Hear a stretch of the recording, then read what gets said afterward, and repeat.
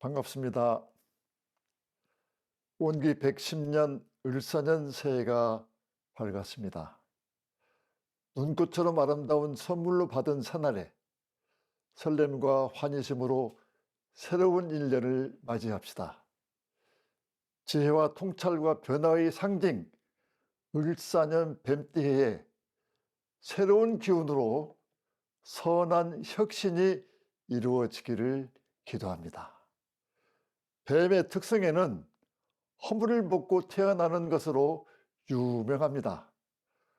우리도 새로운 목표를 설정하여 지난날 과오와 실패의 허물을 털어버리고 새롭게 태어나는 것입니다. 그리고 하얀 배추 속같이 깨끗하게 묵은 흙을 다 사라지고 동해에 떠오르는 붉은 태양처럼 용기와 희망 그리고 은혜와 자비의 기도를 올립시다. 지난 한 해 동안 현란하게 변화하는 물질 계백의 흐름 속에 숨가쁜 무한 경쟁에서 저희들이 방향을 잃기도 했습니다. 탐진치의 무명을 벗어나지 못하고 게으름으로 수행정진이 흐려졌던 마음을 참여 기도하고 고백하고 용서를 빌었습니다. 새해 종법사님의 신년법문 우리 모두 하나 되어 감사하고 보은하다에 강조하신 첫째, 일원상 진리 앞에서 하나로 삽시다. 둘째, 사은 속에서 감사하고 보은합시다는 본문을 받들어 새 마음 사용에 지표로 강조해 봅니다. 각자의 근본 마음인 일원상 진리를 깨달아 모든 것을 본래 하나임을 깨닫는 것. 하나의 마음을 깨닫고 그 열린 마음 눈으로 만물을 바라볼 것. 서로 다름을 존중하고 이해하며 하나 되는 길로 나아가는 것. 사원의 은혜를 깨닫고 그 은혜에 감사하고 보은하는 삶을 실천하는 것. 사회적 약자의 슬픔과 고통이 곧 나의 슬픔이며 고통임을 알 것. 사원의 은혜로 생명을 지속할 수 있음에 대한 감사와 보은하는 마음을 갖자. 종법사님의 신년법문이 땅에 떨어지지 않게 하는 을사년 한 해가 되기를 다 같이 다짐합니다. 저는 올해 정년 퇴임한 지 꼭 10년이 되는 해입니다. 경산상자님의 퇴임식 법문에 선배로 남을 것인가 스승으로 남을 것인가의 말씀에 큰 충격을 받았습니다. 선배로 남을 것인가 스승으로 남을 것인가 자, 이 어떻게 할 것인가 퇴임생활의 최대의 화두였으나 선배도 스승도 저에겐 버거웠습니다. 하여 원불교를 사랑했던 교무로 남아야겠다고 결심이 섰습니다. 그때 떠오른 한 생각은 70살 늦어도 너무 늦었으나 기분부터 다시 시작하자였습니다. 교도 사정 의무부터 도량 상교에 이르기까지 모두 철저히 지키며 아름다운 마무리의 기본이 10년간 이루어져 가고 있음을 확인하고 있습니다. 10년간 저의 책찍하고 용기를 주었던 인연 법문들을 이 자리에서 소개하고자 합니다. 선은 숨겨두는 것이 그 공덕이 커지고 악은 들추어내는 것이 그 뿌리가 얕아지나니라. 정산종법사님 법문에 자기 양심 가진 대로 대우를 받게 되고 거짓으로는 대우를 받지 못하나니라. 대산종법사님 법문에 물을 많이 가둬야 큰 배를 띄울 수 있듯이 우리의 정신도 저축이 많아야 큰 이력을 발휘할 수 있나니라. 서경에 청량의 물이 맑으면 가꾼을 신고 청량의 물이 흐리면 발을 씻는 것이다. 이는 불이 자초한 것이다. 중용에 이르기를 숨은 것처럼 잘 드러나는 것이 없으며 미세한 것처럼 잘 나타나는 것이 없다. 송나라 정희천은 논어를 대하는 마음가짐을 이렇게 얘기했습니다. 논어를 읽기 전에도 그 사람, 논어를 읽고 난 후에도 그 사람이면 그 사람은 논어를 읽지 않은 사람이다. 대부 긴 시간을 걸쳐 저를 책찍했던 인연법문들이었습니다.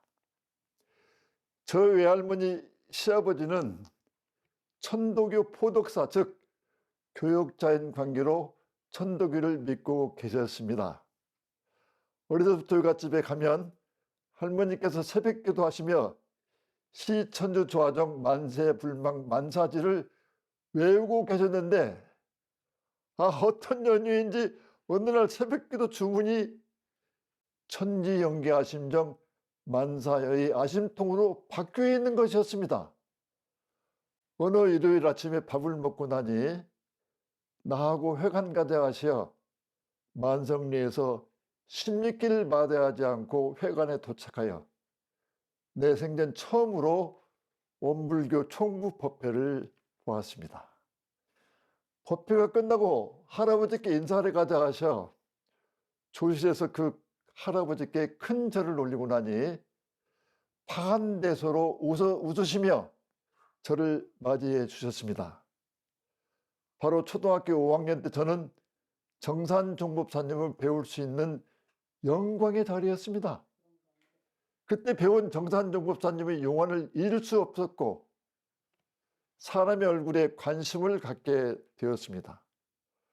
법어 근실편에 안병옥 교수가 정산종사를 뵙고 내가 이 세상에서 본 가장 좋은 얼굴이며 얼마나 정성껏 수양을 쌓았기에 저와 같은 화해와 인자가 넘치는 얼굴이 되었을까 했으며 또 자신의 수필집에 평생을 두고 잊을 수 없는 얼굴이라고 강조하며 온몸에서 무언가 따뜻한 기운이 발하여 나를 흐뭇하게 안아주는 것만 같았다고 평했습니다.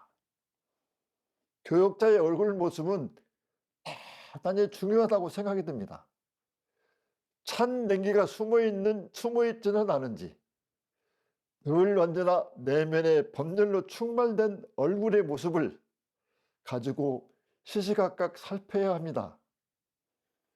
거울은 먼저 웃지 않는다고 합니다. 국내 인상사회학 주선희 교수는 마음관리를 잘해 얼굴색이 좋고 자주 웃어 얼굴에 탄력이 있으면 성공 가능성이 높다고 이해할 수 있다고 말했습니다. 한문에 일소일소 일로일로라는 말이 있습니다. 한 번 웃으면 한 번 젊어지고 한 번 성내면 한 번 늙는다는 말입니다. 링컨은 이런 말을 했습니다. 일생을 무책임하게 살아온 사람의 얼굴은 뭐든지 무책임의 그림자가 서리고 진실하게 살려고 한결같이 노력한 사람의 얼굴에는 분명히 진실의 표정이 깃들어 있습니다. 사람은 저마다 자기 얼굴을 매일같이 조각하면서 인생을 살아간다고 합니다. 그것은 인과보응의 이치가 아닐까요? 공자, 논어 여러 곳에 강조한 제일 조심해야 될 인물로 교훈형색, 즉 말 잘하고 얼굴색 꾸미는 사람을 제일 경계했습니다. 어떤 화가가 천사의 얼굴을 그리려고 모델을 구하려고 돌아다니는다가 이목이 수려한 한 소녀에게 그것을 발견하고 그를 모델로 그렸답니다. 수십 년이 지나서 이번에는 그 화가가 악마의 얼굴을 그리려고 모델을 찾다가 어떤 흉상의 노인에게서 그것을 발견하고 그를 악마의 모델로 그렸습니다. 그 후에 알고 보니 그 악마의 모델은 수십 년 전에 그린 천사의 모델과 동일한 인물이었던 것입니다. 이 이야기의 상징적 의미와 교훈은 깊은 의미를 가지고 있다고 봅니다. 불교에서는 일체유심조 즉 모든 마음에 짓는 바라 했듯이 이 세상 모든 일은 오직 우리 마음에 달려있는 것 같습니다. 좋은 얼굴은 인생의 최고의 예술품이 아닐까요? 단아하고 기품이 높은 얼굴은 가만히 보기만 해도 즐거운 일입니다. 저마다 좋은 얼굴의 주인공이 되기를 기도하고 날마다 자기 얼굴을 아름답게 조각하는 조각사가 되기를 염원합니다. 총국 원로원에 살면서 참으로 아름다운 큰바의 얼굴을 많이 보고 있습니다. 남녀 원로님들, 열심히 공사에 임하고 있는 젊은 큰바의 얼굴들, 지방교당에서 총무법회를 다녀가시는 교도님들, 우리 회상에 큰바의 얼굴이 다 모였구나 하는 자부심이 저는 대단해졌습니다. 미국의 내셔널 호손작 큰바의 얼굴을 보고 큰 감명을 받았습니다. 모두 주지하고 있겠지만 새로움을 더하기 위하여 간단히 줄거리를 소개할까 합니다. 마을 뒷산에는 큰바의 얼굴이라 불리는 거대한 얼굴 모양의 바위산이 있습니다. 어니스트는 어머니로부터 저 바위산과 닮은 얼굴의 위대한 인물이 등장할 것이라는 것을 굳게 믿었습니다. 드디어 금을 팔아 엄청난 부를 축적한 부자가 나타나서 오는 도중에 거지에게 동전을 던지는 것을 보고 어니스트는 실망했습니다. 큰바의 얼굴은 어니스트에게 실망하지 마라, 꼭 올 것이라는 이야기를 듣습니다. 그 유명한 장군, 성공한 정치가들이 여러 사람이 다 다녀갔지만 큰바의 얼굴을 가진 사람은 나타나지 않았습니다. 목수일을 하면서 한평생 큰바의 얼굴을 동경해온 그에게 동네 사람들이 여보시오, 당신의 얼굴이 큰바의 얼굴이 되었소라는 소리를 듣습니다. 어니스트는 나는 아니다. 저 아름다운 큰바의 얼굴을 한 사람은 언젠가 꼭 올 것이다 하고 이 작품의 이야기는 끝납니다. 이 소설의 백미는 바로 끝부분 나는 아니다, 언젠가 꼭 올 인물이 있을 것이라고 하는 부분입니다. 1952년 일본 미야자키 기현 후쿠시마시의 고시마 섬에서 살던 일본 원숭이들을 연구하던 도쿄대학 학자들이 평소처럼 인근 농가에서 고구마를 사다가 원숭이에게 먹이를 주면서 연구를 했는데 어느 날 우연히 어린 암컷 원숭이가 해변에 놓인 고구마를 가지고 고구마에 묻은 흙을 바닷물에 씻어 먹는 방법을 알아냈습니다. 이게 다른 원숭이들에게 퍼지기 시작했고 씻어 먹는 습관이 100여 마리의 원숭이들에게 퍼지자 고지마숲뿐 아니라 멀리 떨어진 오이타현 다카사키 산에 살던 원숭이에게도 퍼졌다고 합니다. 이 현상은 1965년에 논문에 발표했고 이는 큰 파장을 일으켰습니다. 이후 여러 학설이 분분했으나 우리가 참고해야 될 부분은 물이 100도에서 끓는다. 그 전까지는 끓을지를 모릅니다. 한 가지 계획된 일을 하나부터 시작하여 100명이 모이면 하나의 운동이 될 수 있는 가능을 믿을 만합니다. 한 마리 나비가 꽃에 앉는 순간 만유의 일이 시작된다고 합니다. 새해 을사년 뱀이 새로운 성장을 위하여 허물을 벗는 고통을 견뎌내어 교단 4대 1회에 참여한 제가 주가가 합심하여 대종사님의 정법이 하늘로 치솟는 기회를 잡읍시다. 전신에 흐르는 피가 심장을 꼭 통과해야만 새롭게 약동하듯 꼭 하루에 한 번은 내 본래 양심자리의 마음을 통과하여 이론상 진리 앞에서 하나로 살고 사원 속에서 감사하고 본하는 생활이 될 것을 확신합니다. 마음을 하나로, 세상을 하나로. 이 시간을 통해서 꼭 전하고 싶은 말씀들은 군산에 유명한 어느 빵집이 있습니다. 평소 빵을 사고자 하는 사람의 행렬이 100m 이상 줄을 서야 하는 번잡한 입구에 할머니 한 분이 앉아서 떡을 팔고 계셨습니다. 그 번잡한 곳에 떡을 파실까? 알고 보니 그 빵집 여자 사장님께서 그분도 먹고 살아야 한다 하시며 그 자리를 허락하셨다는 얘기를 들었습니다. 오줌을 입으로 빨아낸 중국 의사들의 이야기를 드리겠습니다. 중국 강저우에서 미국 뉴욕으로 가는 항공기 내에서 방광에 가득 찬 소변을 보지 못하고 통증을 호소하는 남자 노인이 발생했습니다. 기내방송으로 의사를 찾아 2명의 의사가 긴급 치수를 했는데 입으로 방광에 보이고 있는 소변을 도착할 때까지 700리터에서 800m를 교대해 가면서 빨아냈다고 합니다. 박물관에는 국보급 보물이 많이 전시되어 있다고 해도 큐레이터가 있어야 하고 여행지에는 가이드가 꼭 있어야 하듯 교당에는 어느 누가 와서 교리를 물을 때 설명한 교무와 교도가 있어야 합니다. 각산 신도영 대각예례님께서 23세시 요양차 입선하시면서 남기신 법문을 소개해 드리겠습니다. 너는 세상을 위하여 살아야 하기에 세상을 위하여 세상을 등재해야 하는 운명. 그러나 이는 천혜의 기회라.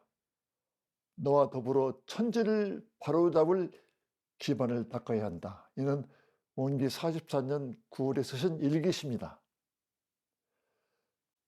저의 새해 서원은 개벽 종자를 심자입니다. 개벽의 문은 항상 열려 있습니다. 이것도 가능한가? 라고 의심할 정도로 과학의 발달 속도는 우리를 놀라게 하고 있습니다. 우리 생활에서는 이미 AI가 널리 사용되고 있습니다. 정신 개벽이 더 요구되는 그 이유입니다. 그 안에서 진리의 빛과 은혜의 온기로 세상은 상생이 되고 상화가 될 것입니다. 일상생요법의 실현이 되는 순간 바로 정신 개벽이 이루어지는 때이며 그 순간에 우리는 하나가 되고 세상은 은혜로 바뀔 것입니다. 한 번의 수행으로 요행을 바라는 것이 아니라 그날 평범한 일상을 진리로 깨쳐내고 날마다 새로운 마음과 감사로 거듭나야 하겠습니다. 끝으로 말씀드린 개벽의 종자를 심자에 저는 어떻게 할 것인가 하다 어떻게든 간에 기분에 충실하자 하는 마음을 가지고 교도 사종 의무에 정성을 다하고 있는 몇 가지 말씀을 드리고자 합니다. 제가 원로원에 들어와서 어떻게 하면 원로원 어른들에게 기쁨을 드려야 할 것인가를 늘상 생각하면서 한 1개월을 지나다가 내가 잘하는 그런 일을 뭐에 써야 될 것인가 하고 생각하다가 내가 독일에서 그 아침에 커피를 내리고 하는 그 커피에 대한 내용을 내가 아주 잘 알고 있기 때문에 아침에 내가 원로원 어른들께 손수 내가 모든 것을 장만해서 이 어른들께 커피를 드리는 것을 봉사를 해야 되겠다. 1년 반 동안 독일에서 배운 그 커피 내리는 그런 모든 것들을 그 총기술을 발휘해서 아침 식사를 마치고 나서 어른들께 공양을 들이 올리는데 제 자비로 어떻게 하면 맛있는 것을 어른들께 좀 올려야 할 것인가.